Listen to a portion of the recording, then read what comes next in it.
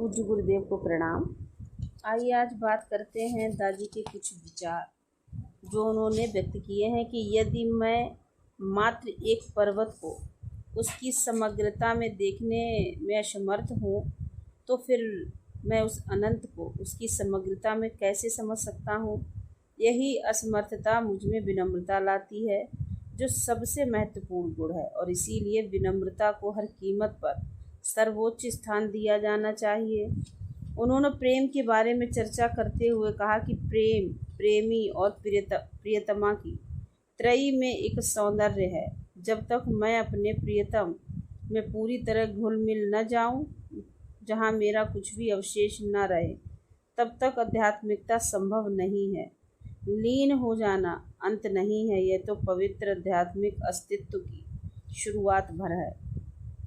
एक ऐसा समय आ जाना चाहिए जहां ध्यान और सफाई की प्रक्रिया निरर्थक हो जानी चाहिए। एक ऐसा समय आ जाना चाहिए जहां मैं स्थायी रूप से ध्यान की स्थिति में रहते हुए उस चेतना में आगे बढ़ता रहूं।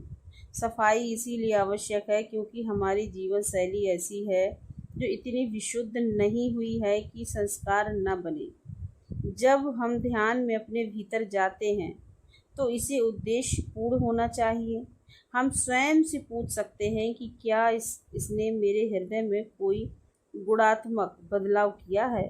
बस जरा से बदलाव करने की ज़रूरत है, और हमें यह जानने की आवश्यकता है कि हम ध्यान क्यों करते हैं, हम सफाई क्यों करते हैं। हमें अपनी आंतरिक मनोवृत्ति को निरंतर बदलते रहने की ज़रूरत है। जब तक हृदय सरल और पवित्र बना रहेगा, वह सदा सही जवाब देता रहेगा।